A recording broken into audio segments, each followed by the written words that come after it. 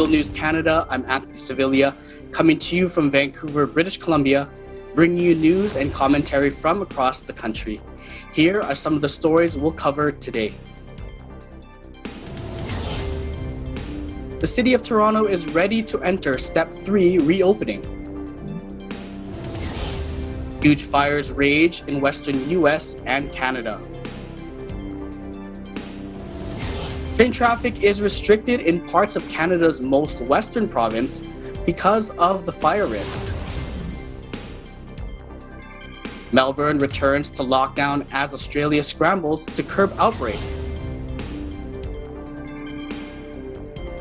Hawaii pushes to educate visitors to respect environment and not disturb the animals.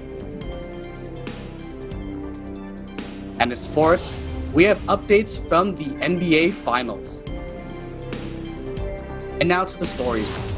The City of Toronto is prepared to enter Step 3 of the Province of Ontario's roadmap to reopen the region.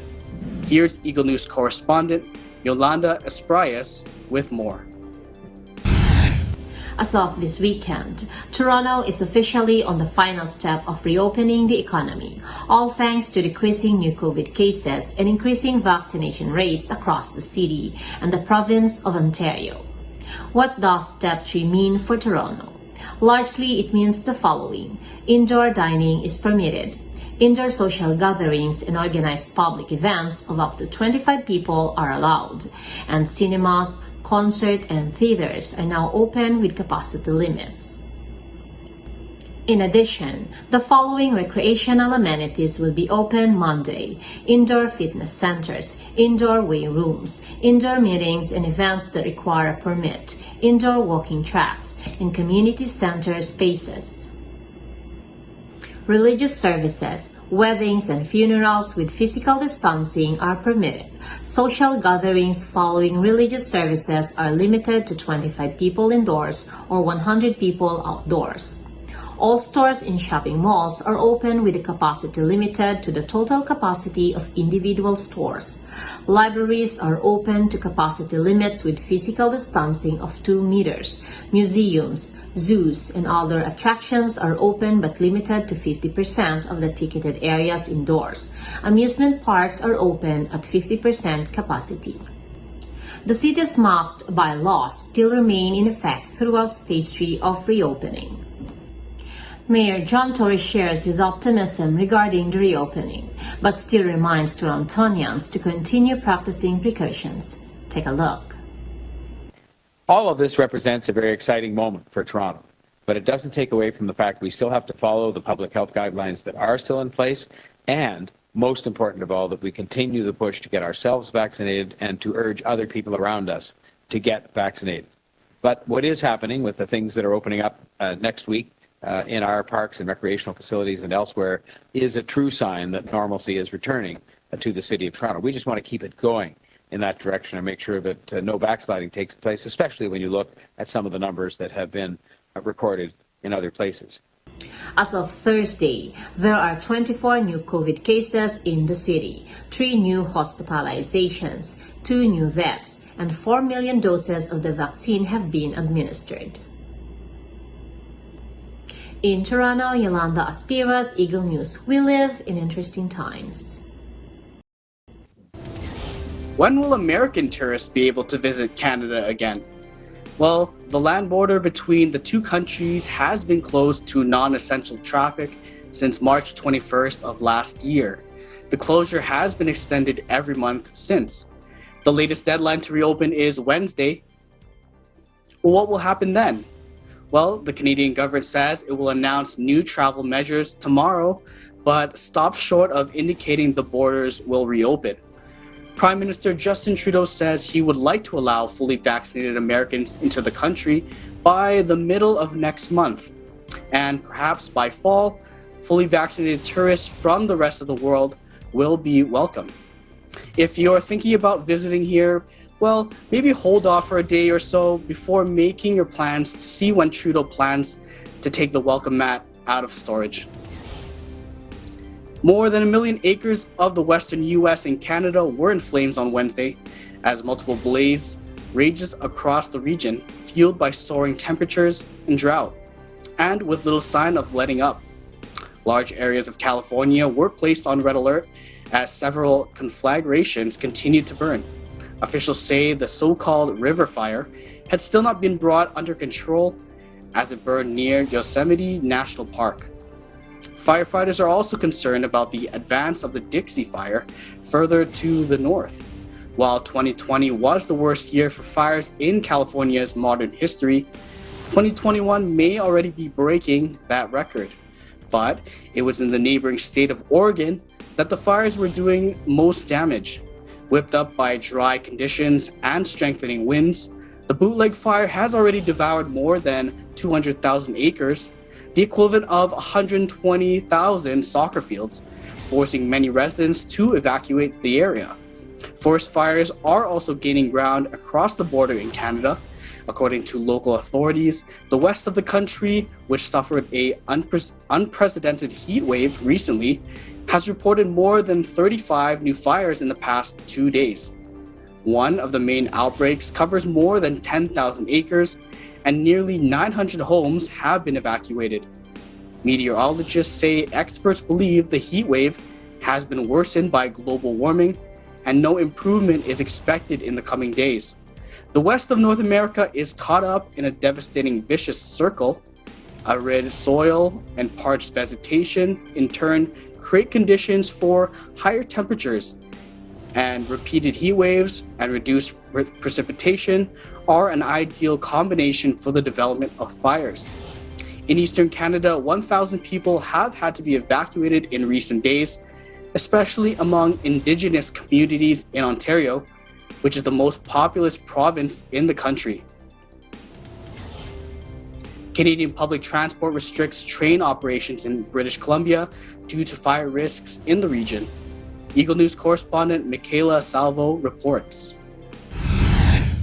The hot, dry conditions in the western Canadian province of British Columbia have prompted the federal government to put restrictions on trains operating in the region. Unprecedented weather conditions in British Columbia continue to pose a serious threat to public safety and railway operations. Transport Minister Omar Alcabra said on Twitter, both Canadian National Railway and Canadian Pacific Railway have been ordered to reduce train speeds and ensure they can respond to any fire detected along their tracks within 1 hour. If they can't control the fire, they must notify the nearest fire service. In areas with an extreme fire risk, the two railways must conduct at least 10 fire protection patrols every 24 hours. As well, they must remove combustible materials such as vegetation from the tracks, and conductors are required to report any fire they spot. The restrictions remain in effect until the end of October. Earlier this month, a wildfire destroyed the village of Lytton, 3 hours northeast of Vancouver. 2 people died in that fire. Wildfire threatens several other communities. This is Michaela Salvo, Eagle News. We live in interesting times. Melbourne streets return to the eerie quiet of lockdown for the 5th time Friday as Australia battles to contain an outbreak of the Delta variant of COVID-19 in its 2 largest cities. More than 12 million Australians are now under stay-at-home orders after Melbourne residents began their first day of a snap lockdown, joining Sydney-siders already deep into weeks-long restrictions. Locals are only allowed to leave their homes for a handful of reasons, including exercise and to buy essential items, but many are hopeful the restrictions could be brief. Sure, especially in traffic as well. The roads are so much quieter than they normally would be at this kind of time. Yeah, I was here yesterday and it was just a massive difference, yeah. I'm still in holidays at the moment Yeah. for uni, but it does go back on the 26th, Yeah, I think. so we're like hoping that it will be back on campus. yeah, but before then, just before pracs and stuff start, because it did suck having to do all those online not last semester, but the semester before that, yeah. Yeah, I mean, it's worked in the past, so... Yeah, and I think like Sydney left it a bit late and now they're kind of stuck in a worse situation. So if this short lockdown means we can get on top of it then faster. it's definitely worth it. Yeah. But I guess we'll have to see how long It ends up being. Yeah, how long it ends up being, how long we're gonna have to wait for, like, just going into lockdown randomly. I don't know. Authorities around the country are desperately working to track, trace, and prevent cases from spreading through a largely unvaccinated population. Melbourne recorded 6 cases of the virus Friday, all linked to known clusters, with the outbreak now at 24 infections. But a growing number of exposure sites, including a recent Australia versus France rugby match in the city, were fueling fears among the authorities that thousands could have been exposed to the virus. In Sydney, the epicenter of the latest outbreak, official numbers showed the virus was still moving undetected in the community as daily cases climbed again to just under 100. New South Wales Health Minister Brad Hazzard says, "It's a dangerous, dangerous variant, and it's there, after all of us, and we all need to take care." Sydney's lockdown is set to continue for at least 2 more weeks as authorities try to curb the community spread. The outbreak has now passed 1,000 cases in a month. Australia has been widely lauded for its early handling of the pandemic and successful COVID-0 strategy, achieved mainly by the country largely closing its borders to the world since March of last year. But a painfully slow vaccine rollout has left just 10% of the population protected, as many other developed nations are starting to reopen. Probably the idiocracy of people not respecting the rules to some degree and breaking those rules, which has now caused this outbreak today. I'm probably more upset around the lack of truth that comes out from our politicians that have taken health as a political game instead of working as one in Australia as a health game to get across and beat the virus. But more importantly, I think we've got to learn to live with the virus. And I think that's what we're not doing here.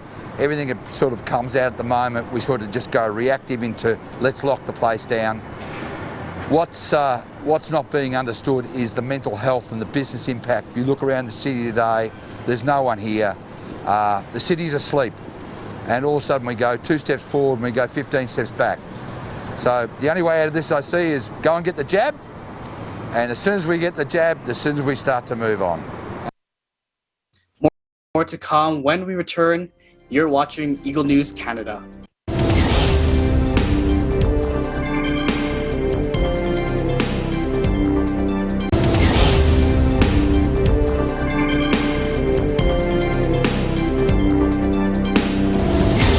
Welcome back. You're watching Eagle News Canada.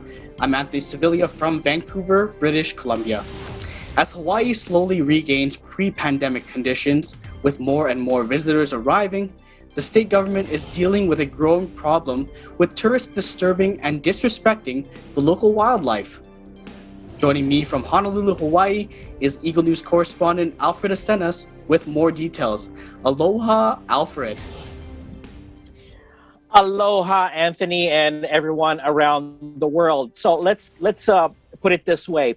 Just if for those who have the internet right now, just type in their travel blog Hawaii, and you'll see a lot of travel bloggers or those who want to brag about visiting the islands, which is great. Thank you for visiting Hawaii. Some fortunately end up what we call disturbing the wildlife. It's something as from one end, you will have folks daring to touch the shell of a green sea turtle, or patting the back of a monk seal that's on the beach, or anything of that effect, or disturbing a habitat, in a forest. Lieutenant Governor Josh Green, as early as June, expressed some grave concerns to tourism authorities in that there needs to be a robust education program to inform visitors that great that that they're visiting and they'll be able to appreciate what's unique about Hawaii. But one thing that needs to be emphasized to the visitors is to not disturb the wildlife. Something as simple as some of us have for those of us who've ever gone to beaches, the exotic places, we would innocently collect the sand, to kind of say, hey, this is the beach from Waikiki. But in some aspects, multiply that by so many times, we're actually taking away the food source and part of the natural habitat of smaller animals, of smaller organisms that depend on the nutrients that exist in that sand. So something as simple as just taking photos and just to keep the visitors at a reasonable distance away from the animals and even some plants that may be sensitive. Keeping in mind, Anthony, that during the year and a half of this pandemic, Hawaii, ecologically was able to recover in a way. Some of the species of animals that have been endangered or threatened are now in much better shape. But now you have this resurgence of visitors that now poses a challenge of, okay, how do we control, how do we maintain the momentum of the recovery of the ecology here without disappointing the visitors? So there's this Pono Pledge from the Big Island, an education program to let visitors to the Big Island know that, hey, keep distance, keep themselves safe from getting hurt. Even something as, hey, molten lava, don't touch it. It's really important to keep in mind of the environment as well as the safety of the visitor. So something for your consideration, Anthony, the next time you visit Hawaii is that, yeah, we have a sensitive environment and we ask everyone to please respect it, both plants and animals. Back to you. Thanks a lot, Alfred. Do you have any updates on how vaccinations are going in the state of Hawaii? Well, vaccinations up front, Anthony, we're hovering at 59.1% for the population that's fully vaccinated. The bigger concern right now is that for the past 4 days, we are seeing new cases in triple digits, which is a bit of a concern because we were enjoying a bit of double digits and keeping the positivity rates low, from May up until this point. So the governor, we're going to expect the state government to have to relook at the reopening strategy. Yes, we've eased restrictions for social gatherings, restaurants, and whatnot, but there are some tourism experts and marketing experts that are predicting, yeah, these easing of restrictions might be pushed to the side a bit until the cases, the number of new cases go down again, especially now that we have a good percentage of new cases that are Delta variants. So that's something that our would-be visitors to keep in mind, that yes, we're still fighting the pandemic in this part of the world, Anthony. Thanks again, Alfred, for the update on Hawaii.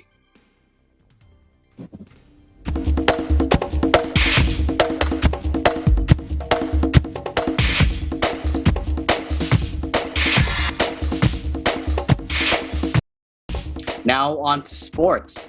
The Phoenix Suns have plenty of reasons to fear the Deer, as the Milwaukee Bucks are one win shy of winning the Larry O'Brien Trophy with a big win on the road, a 123-119 thriller Saturday night. Tenny Samage has the recap. Here's Eagle News correspondent Tenny Samage with more. Drew Holiday has been struggling on offense against the Phoenix Suns, but the Bucks point guard stepped up his game with a 27-point, 13-assist performance.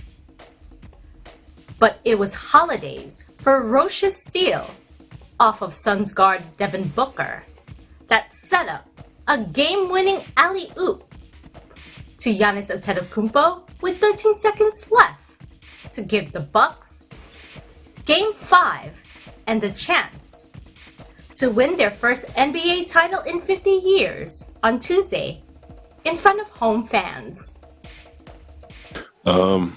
Honestly, it was great team defense. Felt like we knew Booker wanted to take that last shot, and Tuck played great defense on him and made him turn his back and turn right into me. So I guess it was just in the right place at the right time.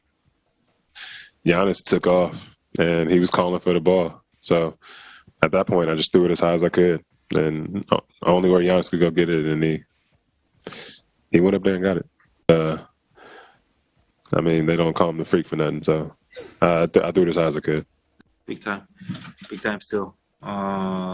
Showing crowd, let him get to a spot, and he came from behind and ripped the ball off, and he could go down to the other end and just go for like a full play, run the clock down. But he trusted me. He made the incredible pass also for the lob. So it was big time play. It was the winning play of the game. But we that's what we need from Drew. We need him to keep defending. We need him to keep being great offensively. But like things like that's what makes him elite. It was tough. We came out and did what we intended to do. Get off to a great start. And we let it go. They stayed resilient and they kept playing through. So tough loss for us.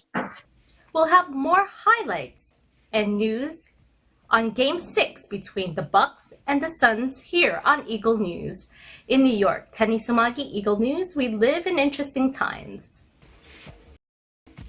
Moving on to news from Tokyo, the executive board of the International Olympic Committee met in person today ahead of the Olympic Games Tokyo 2020. IOC President Thomas Bach described it as an emotional reunion after over a year apart because of COVID-19 pandemic restrictions. COVID countermeasures, including mask wearing and social distance, were respected throughout the meeting. A video message from UN Secretary General Antonio Guterres was played during the meeting, and he sent this message to the world. Seeking peace and finding common goals is even more important this year as we strive together to find a strong, sustainable, and inclusive global recovery. In a few days, athletes from around the world will come together in Japan for the Olympic and Paralympic Games. They've had to overcome enormous obstacles to participate in the middle of the COVID-19 pandemic. We need to show the same strength and solidarity in our efforts to bring peace to our world. The Olympic truce is a traditional call to silence the guns while the games proceed. People and nations can build on this temporary respite to establish lasting ceasefires and find paths towards sustainable peace. Seeking peace and uniting around common goals is even more important this year as we strive to end the pandemic and build a strong, sustainable, and inclusive global recovery. I call on all parties to conflict to observe the Olympic truce during the Tokyo Olympic and Paralympic Games and to build on it in the weeks and months ahead. Well, that's our program for today. Join us again next week as we bring stories that matter to you. Visit our website at eaglenews.net and eaglenewslive.com. Also follow us on Twitter, Facebook, and on YouTube. Thank you for watching. I'm Anthony Sevilla. We live in interesting times.